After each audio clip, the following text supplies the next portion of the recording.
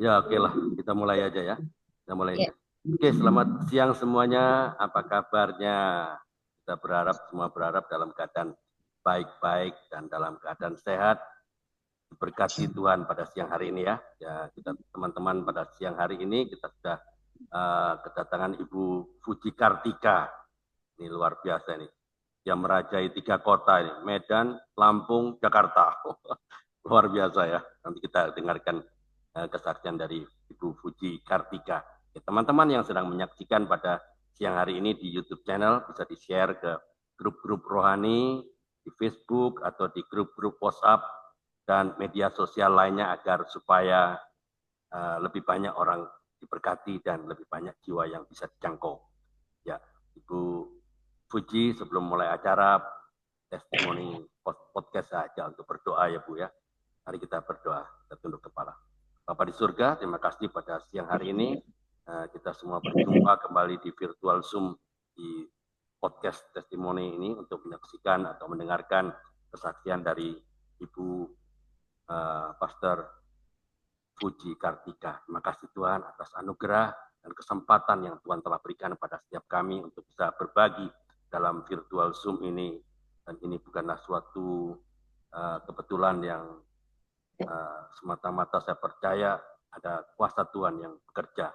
Sehingga hambamu Ibu Fuji Kartika bisa ada di ruang Zoom ini, bisa menceritakan pengalamannya bersama dengan Engkau Tuhan. Tuhan izinkanlah Ibu Puji Kartika untuk menjadi narasumber, untuk berbagi bagaimana Ibu Puji mengalami Kristus, dan biarlah kesaksian ini menjadi berkat bagi kami semua yang di virtual Zoom ini, sehingga boleh menjadi kekuatan bagi setiap kami.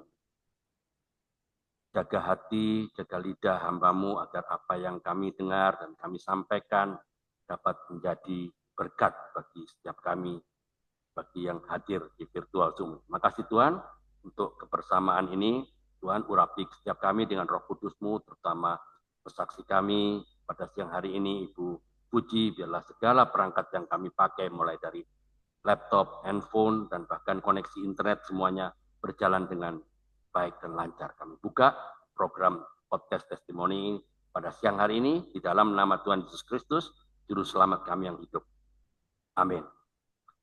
Oke, Bu Puji, hari ini saya bersyukur ya, Bu Puji mau meluangkan waktunya, luar biasa sibuk ini. Ya, sebelum kita tanya-tanya banyak ya tentang uh, kehidupan Ibu Fuji yang menguasai 3 kota ini, Lampung, Medan, sama Jakarta ya, tentang kehidupan dan kesaksian dari Ibu Fuji. Saya selalu ingatkan bahwa tujuan podcast YouTube channel ini, satu, memberkati banyak orang, menguatkan iman orang percaya, dua, menjangkau jiwa-jiwa baru, sesuai dengan Markus 16 ayat 15, Matius 2 ayat 18 sampai 20, dan ayat kisah 1 ayat 8. Teman-teman, mari saya minta dengan kasih agar semua teman-teman yang ada di sini bisa on cam, jika tidak berkeberatan dan jika keadaan memungkinkan, agar bisa Bu Fuji bisa berinteraksi secara langsung pada setiap kita ya, tidak berinteraksi dengan layar kosong, dengan tembok kosong ya. Kita hargailah kesempatan yang Ibu Fuji berikan ya. Ada yang mau bertanya, bertanya saja, buka mikrofon dan bisa bertanya langsung. Ya, kita kembali ke Ibu Fuji. Inilah saatnya Ibu Fuji, kita akan mendengar kesaksian Ibu Fuji, bisa memperkenalkan diri. Mungkin ada teman-teman yang di sini yang belum sempat ikut waktu kesaksian yang pertama ya, sesi pertama ya. Mungkin bisa secara singkat ya, memulainya dengan latar belakang dari awal ya. Oke, alright, let's begin now. The floor is yours. The time start now. Silakan. ya. Shalom semua Bapak Ibu. Terima kasih Pak Andre untuk kesempatan dan undangannya melayani bersama. Ya, saya bersyukur saya menyapa Bapak Ibu dari Kota Medan. Saya Amin. baru sampai kemarin di Medan dan hari ini setelah mendampingi keluarga, diminta jadi sekretaris keluarga besar dari Oh, mama kandung saya. Ceng ya, ceng itu. Nah, Jadi ya alhamdulillah menjadi pembawa kabar baik itu pekerjaan kita semua. Amin. Saya perkenalkan diri. Nama saya Ibu Puji, Pastor Puji Kartika Asih. Dan Medan atau Sumatera Utara adalah kampung halaman saya, amin. Medan City. Eh, Apalagi ya, suami saya adalah Pastor Immanuel Purba. Beliau saat ini sedang bertugas di Sumatera juga. Eh, Anak kami 3 orang, Christopher sedang kuliah online dan kerja juga pelayanan di Pulau Bali. Yang kedua di Jawa Timur, Aditya Mikael Yahya, Evangelis Aditya. Dan yang ketiga, tugas di Jakarta, kuliahnya di Undip Semarang, tapi sedang kami minta untuk menolong Provinsi Lampung juga. Oke. Dia kuliah online, dia saya. Ini itu aja perkenalan saya. Nama suami, nama anak-anak saya, dan hari ini saya di Kota Medan untuk menolong 5 ahli waris yang lain. Ditambah Ya, saya ada 6. ya, saya menarik Sedang sekali Bu Fuji ya. Anak-anaknya Bu Fuji namanya Agatha. Saya masih ingat ini. Ada apologet Agatha. Apakah nama anaknya terinspirasi dengan apologet Agatha? enggak sih Pak. Enggak ya, kebetulan Enggak. aja Jadi ya. Kebetulan aja. namanya sejarahnya. Agatha itu Agatha Abigail Teresia. Agatha Abigail itu diberikan nama oleh Oh iya, otoritas pembina kami atau guru pembina kami oke. sekitar 18 tahun yang lalu. Oh, Nah, oke. Teresia itu hasil nama profetik ya, hasil doa saat saya hamil. Oke. Jadi Agatha Abigail dari gembala sidang kami waktu itu 18 tahun lalu. Saya dan suami mempersilahkan beliau memilihkan nama berdoa untuk anak nomor 3 kami ini. Jadi nggak Oke. ada dengan apologet itu Pak. Ya. 18 tahun lalu soalnya. Oke. Oke, Bu Fuji. Bisa cerita karena Hmm. waktunya mepet ya, nggak banyak. Bu Fuji bisa ceritakan apa yang menyebabkan Ibu tergerak hati untuk sekolah pendeta, jadi pendeta. Pendeta kan nggak tetap. Ibu kan hebatnya di bisnis. Apa yang menyebabkan Ibu terpanggil dengan itu? Bisa ceritakan. Panggilan ya, cara Tuhan memanggil saya. Ya. Bagaimana cara Tuhan memanggil? Buat ceritakan. Baik Pak Andre, terima kasih.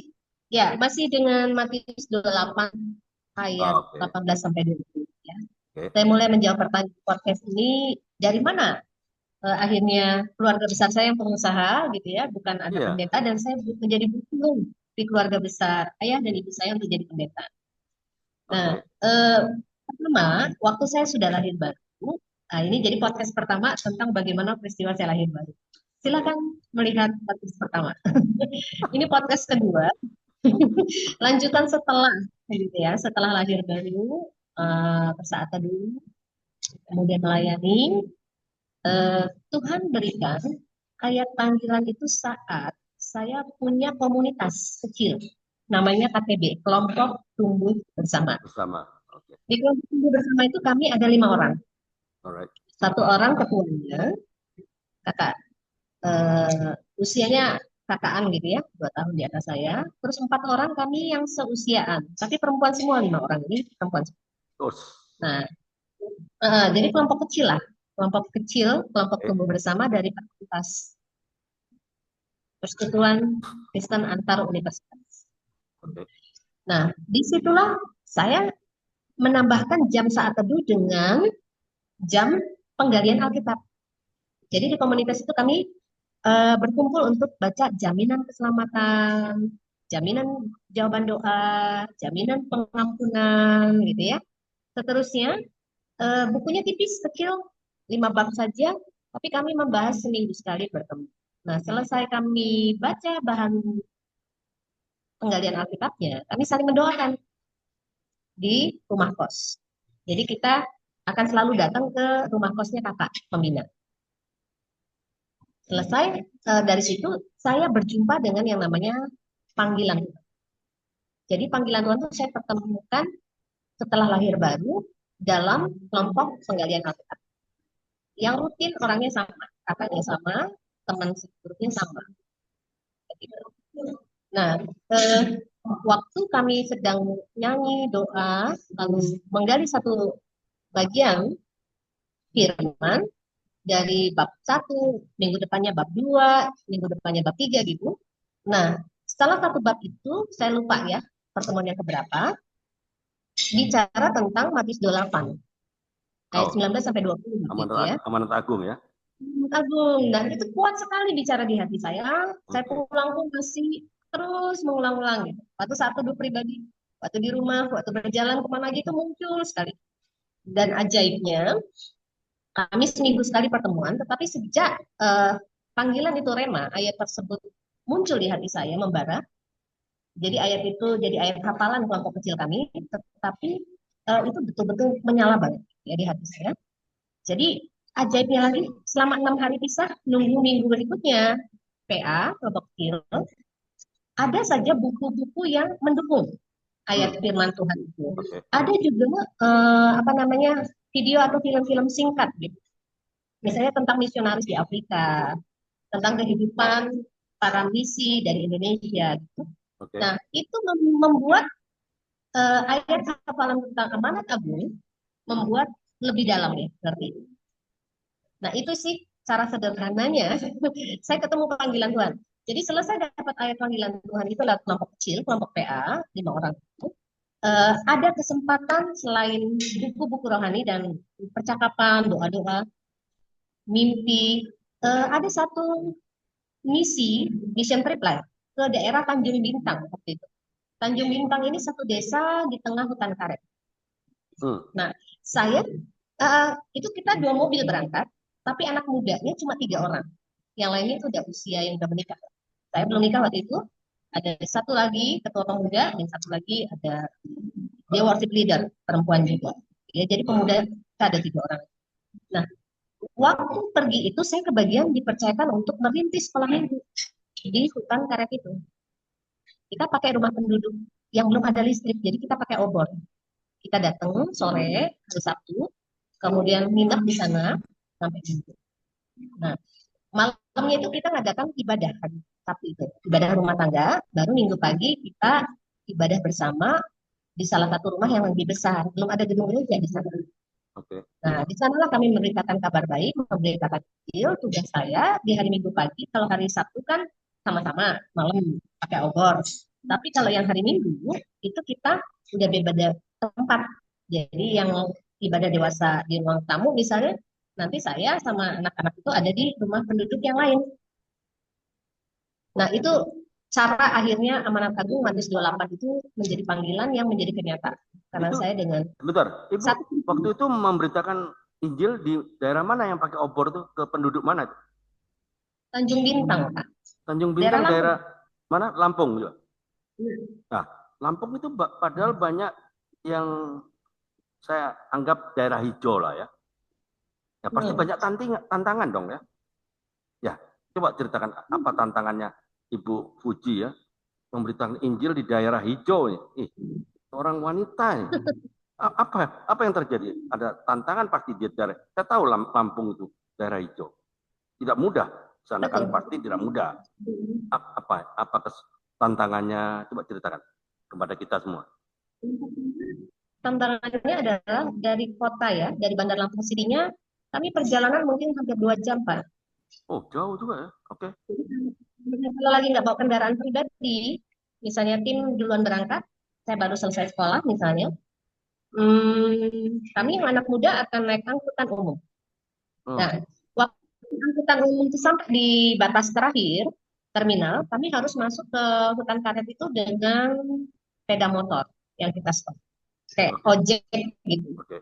Tapi kalau ojek luncis, karena nggak banyak, kami akan stop mobil truk yang lewat untuk bawa bahan sembako ke penduduk atau bawa hewan-hewan, kambing apa gitu. Jadi kita pernah naik truk sama bambu di dalamnya, naik truk sama ternak kambing di dalamnya.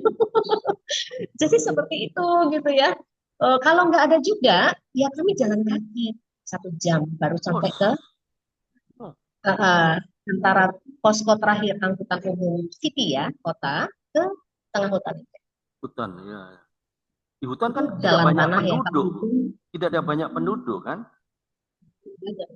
Nah, Tak banyak Pak. Paling-paling kalau kami lihat itu hutan karet. Nanti kalau ya, ketemu desa Ciranji Tanjung Bintang itu kemungkinan isi penduduknya 100 orang itu sih di nah, dalam. oke.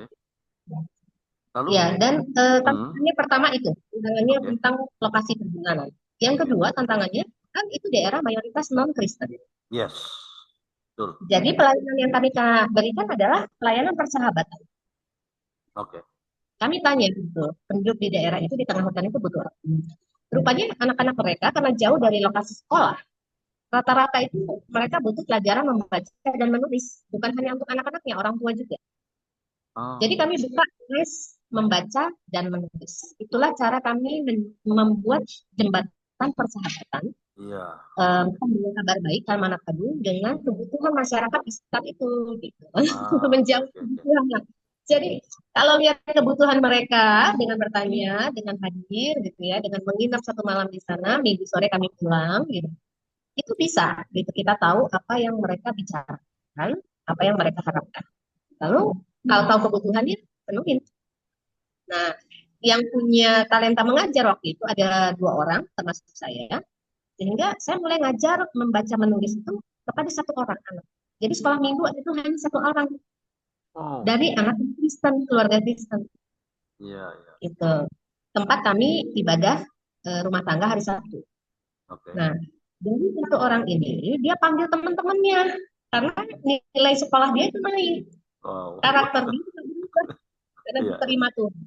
Dia berani ngedoain teman-temannya, ngedoain orang Wos, tuanya, ngedoain kakek neneknya. wah, Jadi apapun doa, bentar, apa bentar Bu, apa sebentar. sakit yang dibutuhkan Saya sembuh. tertarik ya, cara Nah, Ibu Fuji mengajar satu anak sehingga satu anak betul-betul tertanam eh, jiwa itu sehingga dia bisa memultiplikasi. Nah, ini mahal. itu. Nah, ini memultiplikasi ini yang mahal. Ini kita harus belajar banyak mengenai penginjilan dengan bermultiplikasi. Oke, teman-teman kalau ada yang mau bertanya silakan buka mikrofon.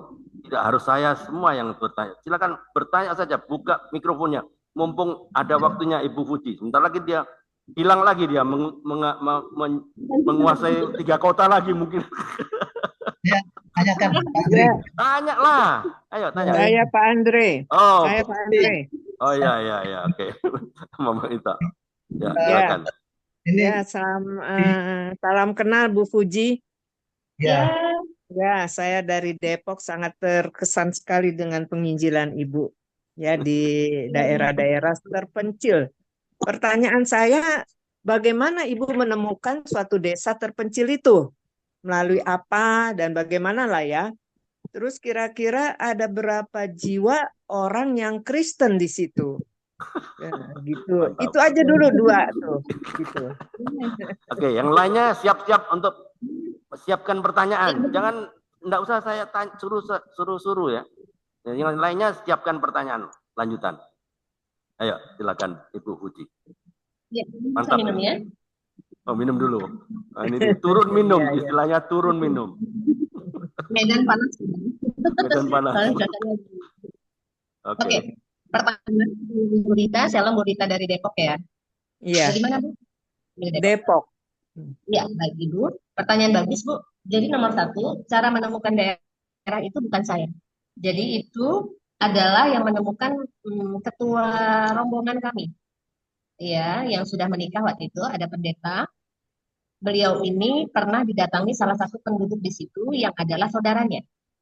Oh, Jadi cara menemukannya itu dari saudaranya sih, Bu. Saudaranya berkunjung ke rumah, misalnya adiknya berkunjung ke rumah abangnya gitu. oke. Nah, adiknya ini ngobrolin soal daerah mereka belum ada gereja. Itu satu. Iya. Nah, jadi eh, karena mereka bersaudara, lalu mereka berdoa bersama, lalu eh, Bapak Pendeta Panjaitan ini, waktu kami jam doa dengan tim misi, tidak ketemu dengan saudaranya itu, tapi di jam doa dimasukkanlah nama daerah ini untuk diadopsi secara doa. Itu cara menemukan. Sehingga hati beliau tentang daerah Tanjung Bintang itu mulai kami ucapkan berkat juga bersama-sama dengan tim. Nah, tim doa ini setelah sekian waktu berkali-kali berdoa, diajak untuk kunjungan ke rumah saudaranya ini di Tanjung Bintang. Oke. Nah, saudaranya ini kan Kristen menikah dengan Muslim, ya. Jadi Mualaf dong. kondisi itu, ya, sampai di daerah itu, gitu. Nah, itu pertanyaan pertama, cara menemukan daerah itu dengan pesan bersambung, saudara bersaudara. Kayak kita lah ya, saya juga punya saudara misalnya di daerah kota, di daerah desa, ya ngobrol aja sama saudara kita. Oh, Udah ada gereja belum di daerah saudara kita? Gitu aja sih cara nemuinnya. Kalau belum ada, baru kita janjian kunjungan, ngajakin doa, Oke. berkunjung aja. Nah, itu pertanyaan pertama sudah terjawab ya, Bu, cara menemukan daerah. iya. Nah, kalau yang kedua, pertanyaannya tadi Berapa jumlah, banyak jumlah ya orang dari 100 Kristen? orang, 100 orang kira-kira desa di tengah hutan itu, seingat saya 2 keluarga awal.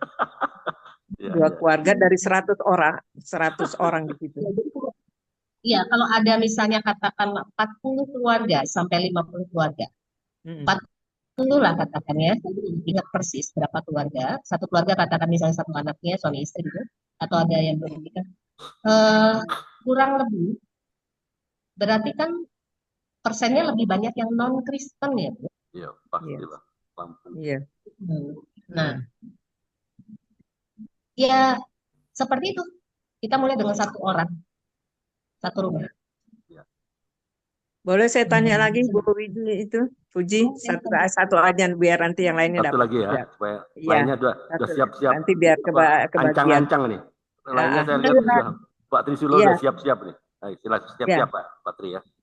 iya. Ya, silakan. Kira-kira berapa lama perintisan itu berjalan sampai kita mendapatkan suatu keluarga yang bertumbuh, bertambah, sehingga dari 2 keluarga bisa bertambah banyak. Kira-kira berapa lama gitu loh, Bu Fuji, penginjilan itu, pembentukan di dalam satu lingkungan hutan karet itu, gitu.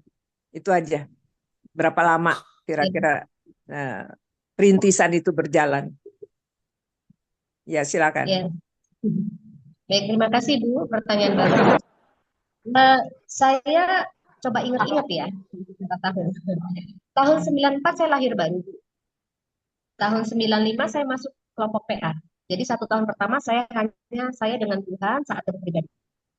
Nah, tahun 95 saya punya teman satu kelompok, kami 5 orang wanita, pemuda semua, pemudi lah gitu ya, yang belum nikah semuanya, gitu ya. Kemudian 95. Nah, saya baru ketemu dengan kelompok doa 96, kelompok doa antar gereja. Kelompok doa ini beda dengan kelompok PA saya. Kalau kelompok PA tadi kan mahasiswa-mahasiswa gitu ya, perempuan-perempuan. Tapi kalau kelompok doa ini gabungan ada bapak-bapak, emak-emak, anak muda, pokoknya doa bersama aja di WH Lim City. Nah, dari doa 96 itu kami masuk ke desa itu tahun 97. 96 mulai doa, 97 kami ke hutan karet itu. 97 kami memulai dengan satu keluarga, walaupun ada Kristen 2 keluarga, ya tukar-tukaran aja kalau minggu ini rumah keluarga A, besok minggu depan di keluarga B. Jadi kadang-kadang lebih ramai kami yang datang Bu daripada yang Kristen yang didatengin. Ya, ya, oke. Iya, Masih iya. non Kristen. Nah, tapi karena mereka tahu di 2 keluarga ini ada firman, ada doa, ada perubahan hidup, yang sakit disembuhkan, yang non Kristen pun tetangga-tetangga mereka jadi datang ke ibadah Sabtu. Itu dia. Gitu. Ya. Jadi cepat Bu, karena tergantung dari tim doanya sama tuan rumah yang dikunjungin dan respon tetangga ketika kami bersahabat membuka les gratis membaca dan menulis Yes. untuk usia apapun. Nah, gurunya waktu itu tunggal lagi saya gurunya. Untuk bukan wanita perkasa ya. Siang itu saya harus ngajar membaca menulis dulu gitu. Baru nanti orang-orang yang saya ajar membaca menulis itu hadir lagi di malam minggunya. Sementara teman-teman saya yang datang sama saya karena mereka bilang saya nggak sesabar Kak Fuji, waktu itu saya belum nikah ya. Saya nggak sesabar Kak Fuji Asi untuk ngajar membaca menulis A, B. Garis tegak itu angka 1 gitu ya. Atau lengkung tegak itu huruf A gitu-gitu. Jadi saya nyanyi gitu ya sambil buat gerakannya sehingga mudah buat mereka baik usia apapun untuk menangkap pelajaran membaca buku. Oke. Nanti membaca Quran. Nah, kalau yang Kristen membaca gitu ya. Ini salah satu lagu yang saya ingat banget ya, lagu itu waktu itu saya garis tegak itu angka 1 waktu belajar huruf-huruf ya. Lengkung datar itu angka 2 gitu. Lengkung itu angka 3. 1, 2, 3. Yuk kita belajar gitu-gitu. Wow. Itu bisa dengan suku apapun, agama apapun mendukung program pemerintah ya. Programnya apa? Ah, buta huruf harus disembuhkan. Oh, Dengan kesabaran, oke. dengan karunia kita membaca. Jadi Berapa di lama sana mereka belum. itu akhirnya membaca menulis itu ya tergantung Bu, kayak kursus di kota juga. Kalau yang daya Hmm. tangkapnya cepat dia bisa cepat. Tapi rata-rata Oh, sih 3 bulan. Kalau orang di TK kan 1 tahun ya. 1 tahun murid diajarin 6 bulan paling cepat mereka udah belajar. Kalau Oke, usia TK. cukup, Karena tiap hari oke. cukup. Iya. Pak Ya, Trisulo, terima kasih Mbak Puji. Silakan yang lain. Saya silakan Pak terima Trisulo. kasih. Jadi saya ingin menanyakan ya. Jadi waktu penginjilan itu ya luar biasa ya. Itu melalui 2 keluarga Kristen ya. Nah, kemudian terus bertumbuh, bertumbuh. Itu kan mulai tahun 97 ya Bu. Kalau sekarang sudah berapa banyak Bu? Kemudian apakah ada yang menolak Bu? Di daerah situ waktu Bu Puji menyampaikan penginjilan itu Bu. Apa lancar-lancar semuanya? Dan juga sekarang ini apakah dibentuk suatu gereja rumah atau bagaimana Bu? Silakan Bu Puji. ya sejujurnya biasa sih Pak, ada yang menerima, ada yang nolak. Oh, iya ya. Selalu ada. Tetapi yang nolak itu kita doain, kita puasa, Ya. sama banyakin perbuatan baik. Hmm.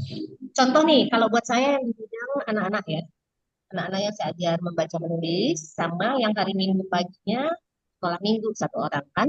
Nah, Iya. yang anak sekolah minggu saya ini kan mulai ngajakin temennya, teman sekolahnya gitu ya, teman bermainnya gitu. Non Kristen pula yang diajak sama dia. Jadi Oke. Kristen 1 anak usia sekolah SD, dia ngajak temennya non Kristen juga sesama SD tapi non Kristen. Jadi Iya. kan bapak dari yang non Kristen ini tahu anaknya jadi bisa doa, bisa-bisa salim, hormat ke orang tua. Oh, ini ada perubahan hidup. Jadi dia bilang, kamu belajar dari mana? Kok bisa ngomong masuk rumah shalom, cium tangan, biasanya kamu dipanggil aja Tuhan, ya teriak-teriak, kok ini bisa senyum, gitu ya, bisa berbuat baik, terus ini berani ngedoain terjadi mujizat kesembuhan, gitu ya. Terus akhirnya ya anak itu bilang, iya, itu kakak Puji Asih yang ajarin, gitu kan. Masih. Wah, saya dipanggil gitu ya ke rumahnya. Dia udah siapin parang. Oh, Yang mempengaruhi anaknya menurut dia. Oh, Tapi saya bilang, saya datengin, saya kasih tahu tim, saya dipanggil nih bang Bapak si aku, gimana menurut tim? Tim bilang nggak apa-apa, datengin aja kan diundang datang. Tapi kami ikut datang, jadi kami datangnya nggak sendirian. Kami ada 4 orang datang, disuruh datang ke rumah, datang ke rumah gitu ya. Ya anak itu dia bilang Bunda, saya dipanggilnya Bunda. Bunda ditungguin. Nah ya udah, setelah kami doa, ya saya datang, gitu ya, saya datang. Tapi nggak tahu deh. Saya bilangnya gini sama anak itu. Oke, Bunda dia undang ya. Minggu depan ya Bunda datang. Nah, selama 1 minggu itu kami doa-doa dulu. Nah, pada hari-hari menjelang saya datang ke rumahnya, tiba-tiba bapak itu sakit. Oh, Ya, saya tahu itu parang karena memang tetangganya udah ngomong. "Wah, dia marah anaknya dibimbing ya. Diajak datang ke gereja gitu. Anak itu kan yang datang, saya nggak narik-narik. Anak itu yang belajar baca tulis. Anak itu minta diajarin doa kan. Nah, tapi ya senyum aja datang. Jadi tetangganya bilang, Bunda ini nanti dia udah siapin parang loh. Saya bilang, oh ya, oke, minggu depan kita datang. Salah paham, pasti salah paham. Nah, waktu akhirnya ketemu, beliau ternyata sedang sakit. Jadi waktu dia marah-marah ke tetangganya itu, yang anaknya ngajak anak beliau, yang Kristen ini ngajak yang non Kristen ini, itu masih nggak sakit. Tapi pada hari-hari di mana saya bilang, iya minggu depan saya datang ya. Gitu. Jadi nggak dikasih tahu hari itu, saya hari itu juga datang enggak. Karena kami kan harus pulang ke kota, udah sore. Hari Minggu sore itu kami harus segera pulang karena Senin kami harus ada kegiatan lagi, kerja lagi. Jadi udah minggu depan janjian. Nah, rupanya hari-hari di mana kami berdoa itu Tuhan bekerja ya. Amin. Jadi Bapak itu sakit, yang marah-marah ini sakit. Aneh sakitnya udah dibawa berobat ke puskesmas tapi juga nggak sembuh. Nah, waktu kami datang ke rumahnya hari Sabtu depannya itu, ya dia kondisinya nggak bisa marah, orang lagi tergeletak kan. Nah, jadi waktu itu saya juga panas dingin ya tangan saya jujur aja masih muda belum nikah. Waduh ini ngedoain apa enggak orang sakit tapi saya enggak mau lah ya nawarin diri ya saya kan dengarnya dia marah ya. Sabtu lalu dia udah asap parah.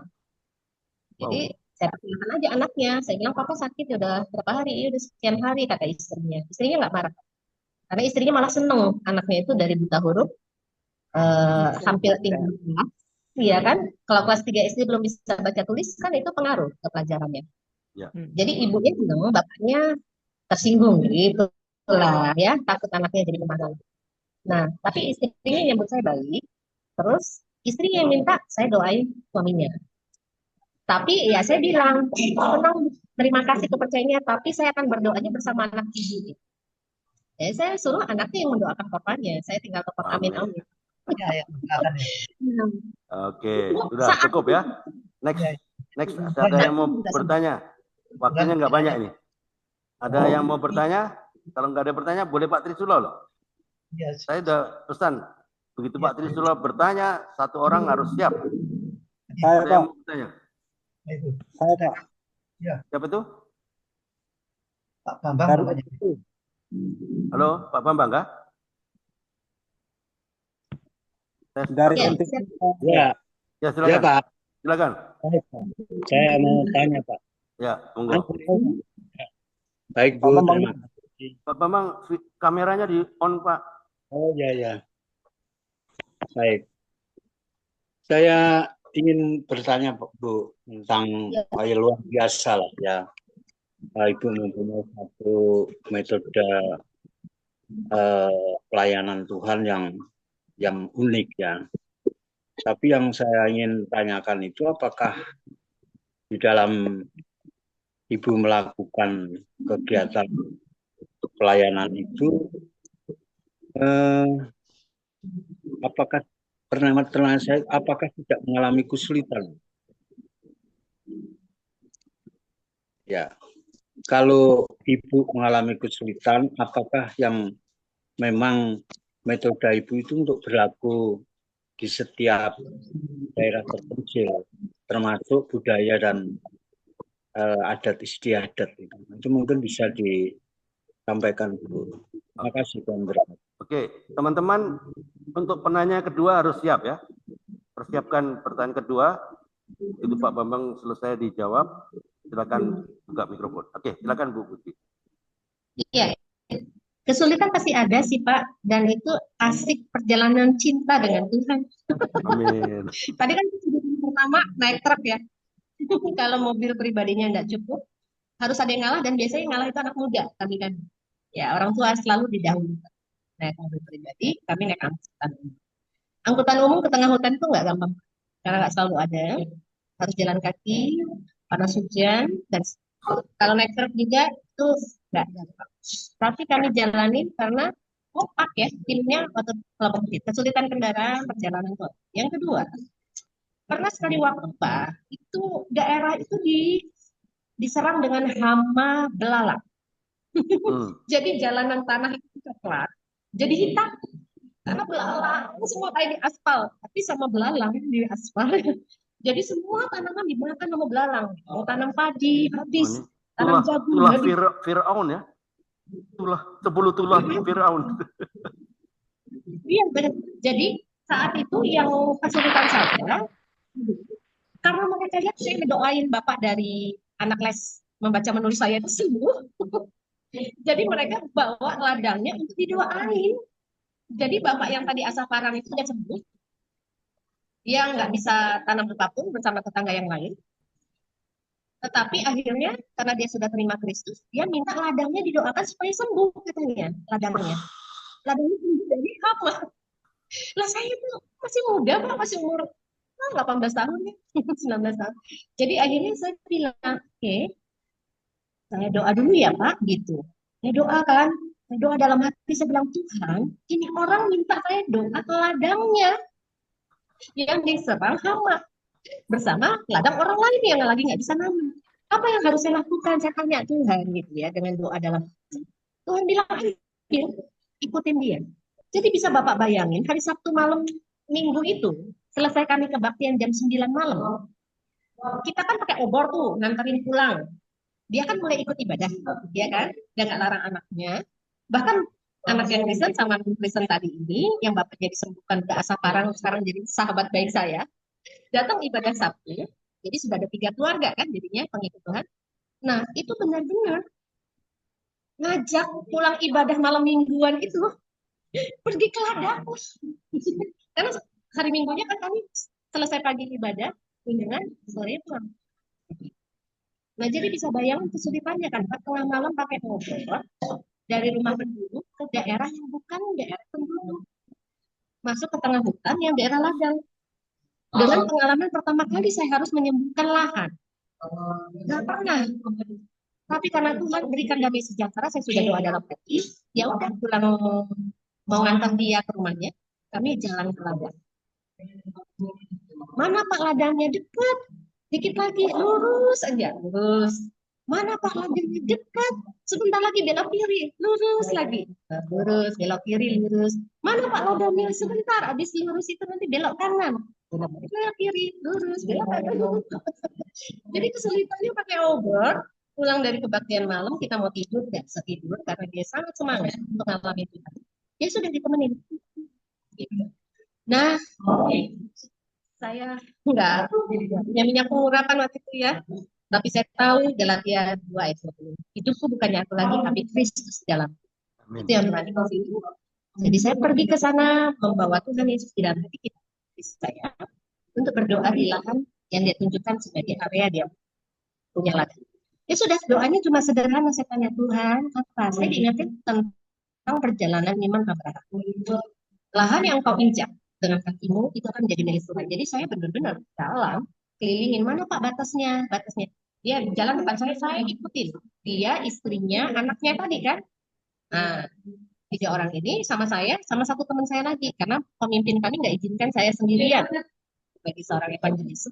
Jadi kami berlima, saya dengan satu lagi tim pelayan pria ya, yang mengawal saya. Jadi kami jalan kelilingin petak tanah dari diri. Setelah itu terdengar sama dan kanan kirinya juga tetap. Selesai kami doakan malam itu, pulang untuk istirahat, minggu pagi ibadah. Minggu sore dia nanam loh, Bapak Ibu. Itu kesulitan kan? Tetapi khusus deh, doakan malam itu bisa ditanam dari awal sampai panen. Meskipun kanan kirinya itu banyak hama, nggak bisa nanam apa-apa, tapi khusus lahan dia bisa.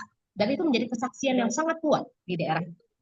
Mereka bilang bukan hanya manusia didoakan Bunda Fuji Asih sembuh, tapi juga ladang bisa sembuh. Saya dijadikan seperti dukun. Saya bukan dukun lo ya. Itu kalau Tuhan mau sembuhin ya sembuh. Kalau yang enggak ya enggak. Mohon jangan marah gitu. Jangan marah sama Tuhan, jangan marah sama saya. Nah, tapi ya itu tadi pembawa kabar. Jadi kesulitannya ada. Tapi tenang aja lah itu. Kesulitan sama dengan perjalanan cinta dengan Tuhan. Yes. Amin. Ya, semoga.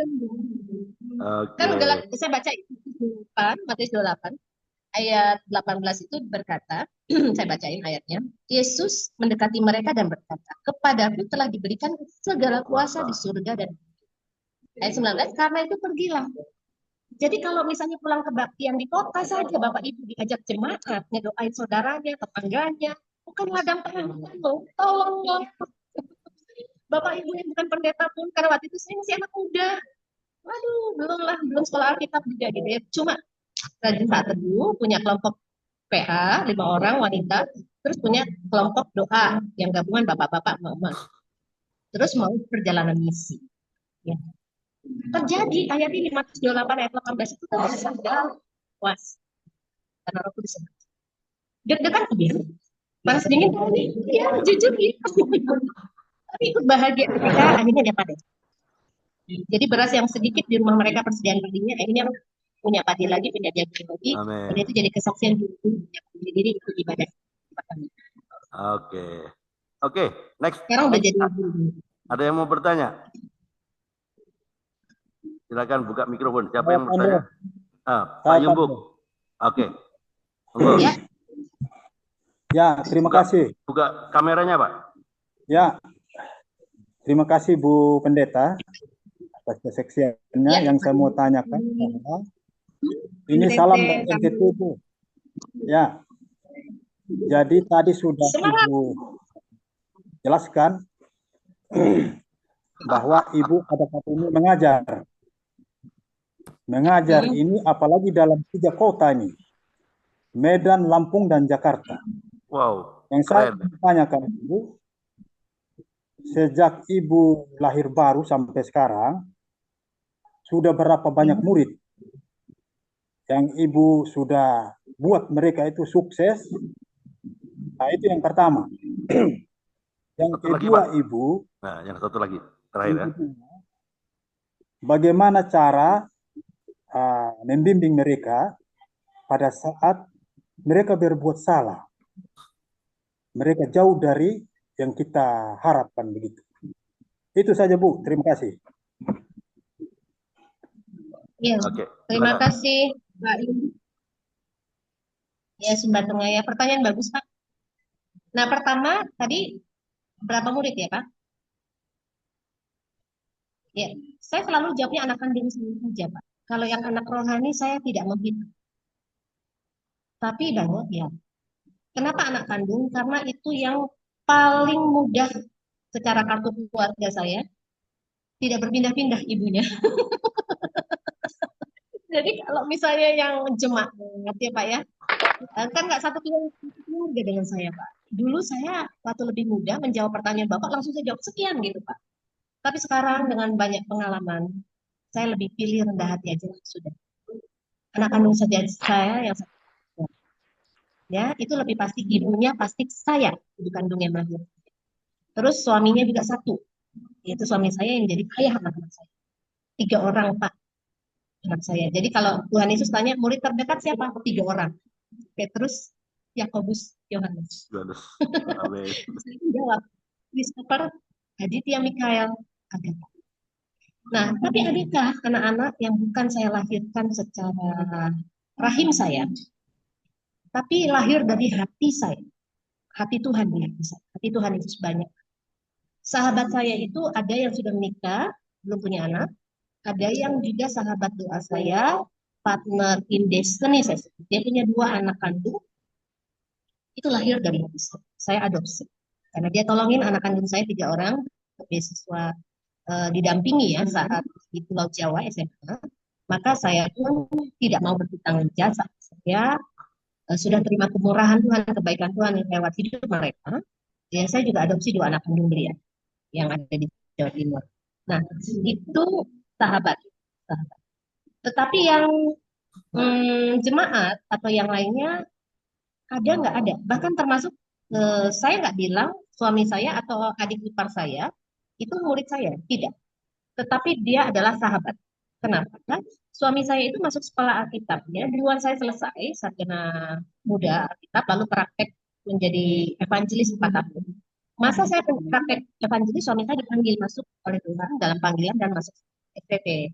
Yang tanda tangan rekomendasi POSPI-nya itu, ketua POSPI-nya saya.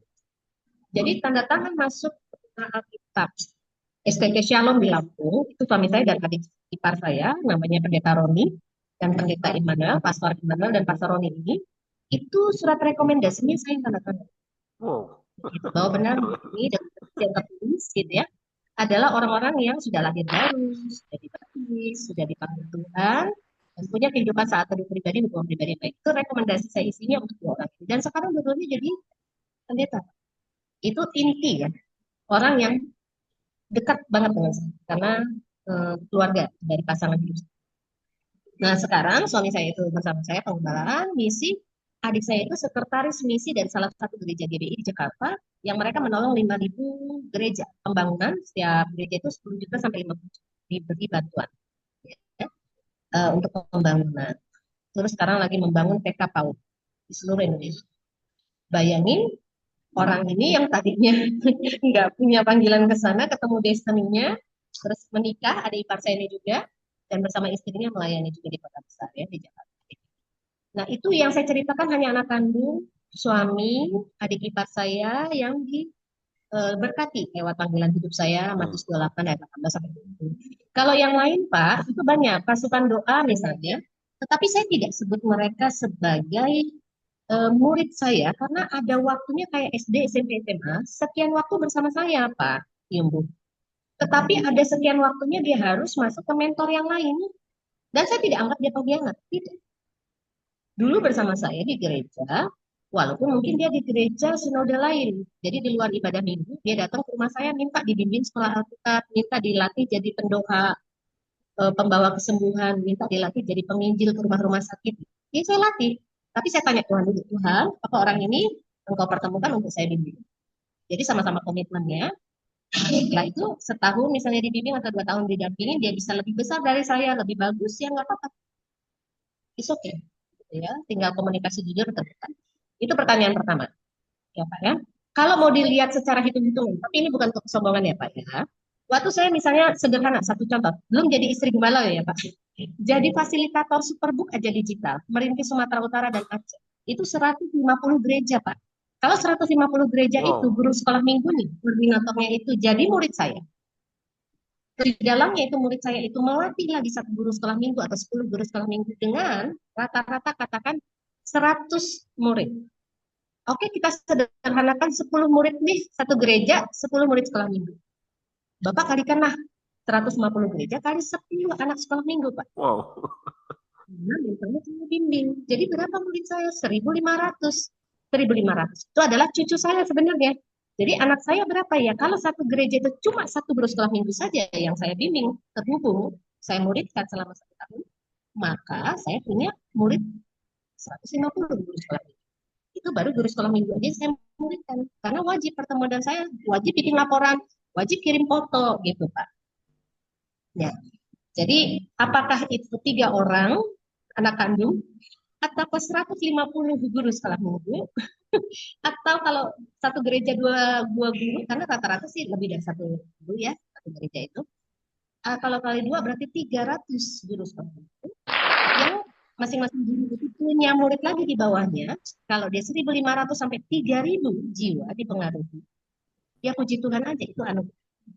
Tapi saya lama-lama nggak tertarik dengan jumlah ya Pak. Saya lebih tertarik menyenangkan Tuhan. Amin. Dan membuat tenang hati kompak berjalan. Itu pertama. Jumlah ya Pak. 3 orang Pak anak kandung saya. Nanti kalau Tuhan tambahkan boleh. Itu suami tambah dong anak kandung. Suami bilang mama kayak masih muda aja. Nah, oke lah ya. Jadi proposal saya soal tambahan anak kandung di murid loh. Lalu yang kedua tadi pertanyaan Bapak apa ya? Oh, pernah ngalamin kesusahan nggak? Iya. Ya, pernah. Anak kandung aja kadang-kadang ada yang nurut, disuruh makan, ada yang nunda-nunda karena asik. Apalagi dia tuh bisa kita ada gangguan, salah pergaulan, mungkin bukan pergaulan lah ya, pengaruh dari teman gitu ya, gangguan di imannya gitu ya. Pernah Pak, pernah. Cara ngadepinnya biasanya saya sih selalu ajarin kuncinya jujur gitu loh Pak. Jadi doain dia. Yang kedua jujur. Jujurnya itu jujur aja ya. Saya itu bisa bicara apa? Bisa juga tegas. Bisa lembut, bisa tegas. Pernah marah? Pernah. Sama anak kandung sendiri saya juga pernah marah. Dan saya kasih tahu, mama marah karena mama sayang sama kamu. Ini nggak benar kalau kamu pernah tempat makan bisa sakit gitu gitulah Pak. Kamu kalau nggak saat teduh ini kamu nggak kuat ini karena bantuan gitu gitu. Jadi tegur Pak, karena teguran itu sayang. Tapi kalau dia balik, dikasih jempol. Tapi kalau kita punya berkat lebih diajak makan. Amin. Jadi kegagalannya kita rayakan, keberhasilannya kita rayakan. Kalau itu sih hal praktis. Mudah-mudahan menjawab. Oke. Terima kasih Bu Puji. Bu Puji masih punya waktu berapa menit lagi? 5 menit. Hah? Berapa? Oke, ini 30 menit jadi 1 jam. Ini selalu begitu kalau Boleh, podcastnya kita bersama. boleh 6 kasih menit. kesempatan satu orang lagi? Boleh. Boleh. Oke, ada yang mau ditanyakan terhadap mumpung anak narasumber masih ada sini? Ya, silakan buka mikrofonnya dan bertanya. Halo? Nggak ada kah? Ya, Oh, saya Pak mau Karel. tanya Pak Andri. Oh ya, Ya. silakan Pak Karel. Terima kasih Ibu Puji Kartika ya, sudah sharing. Ya. Saya mau tanya satu hal Ibu.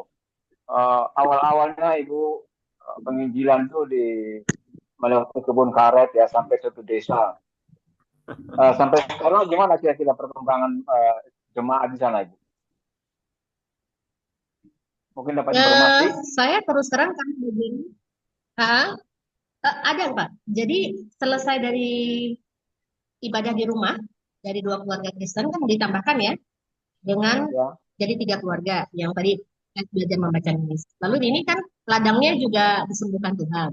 Ada bisa panen, jadi dia bisa jadi berkat buat tetangga. Orang yang kehabisan padi atau apa bisa beli ke dia. Oke. Nah, jadi mereka ngajak-ngajakin lagi orang sampai akhirnya ada yang memberi tanah Pak untuk dibangun gereja. Dihibah, Keren, diberi tanah gratis. keren. Ya. Untuk ukurannya waktu itu betul ukurannya, itu doain lahan itu. Ya, saya lupa lah ukurannya. Tetapi itu lebih dari cukup untuk bangunan 1 gedung dan halaman parkir juga masih luas. Jadi setelah ada lahan, kami bersama tim doa ngedoain supaya ada bahan bangunan. Gitu. Kalau tenaga kerjanya, ya penduduk di situ yang Kristen maupun non Kristen mau bantu. Ada yang diupah, juga yang relawan sampai gedung itu jadi. Gitu. Jadi bisa dipakai ibadah, jadi tidak lagi rumah ke rumah. Sudah bisa hari Sabtu itu pun weekend itu di gedung gereja. Gitu ya. Pengurusan izin mudah karena kan kita bangunnya dengan persahabatan, dengan menjawab kebutuhan mereka. Mereka usul apa kita dengerin, ya kita jawab. Misalnya mereka bilang bikin pelayanan kesehatan, kita cari dokternya, gitu ya, setahun 2 kali misalnya. Bikin pembagian vitamin atau cek tensi darah apa gitu. Nah, kemudian bikin les membaca tulis tetap terus jalan. Dan saya memuridkan juga guru sekolah minggu pemuda yang di lokasi itu ada namanya Romawati. Roma ini anak rohani saya yang tinggal di situ, gitu ya, dari latar belakang Katolik. Nah, saya latih dia untuk jadi guru membaca dan menulis. Meskipun gereja yang dirintis ini sinode A, dia sinode B. Gitu. Tapi kan itu desa dia. Dia kan yang punya tanggung jawab untuk berdoa dan berdiri untuk memberkati tetangganya. Itu alasannya dan permisi sih sama romonya. Romonya senang karena mereka juga gereja Katolik punya prinsip untuk pelayanan kasih. Gitu.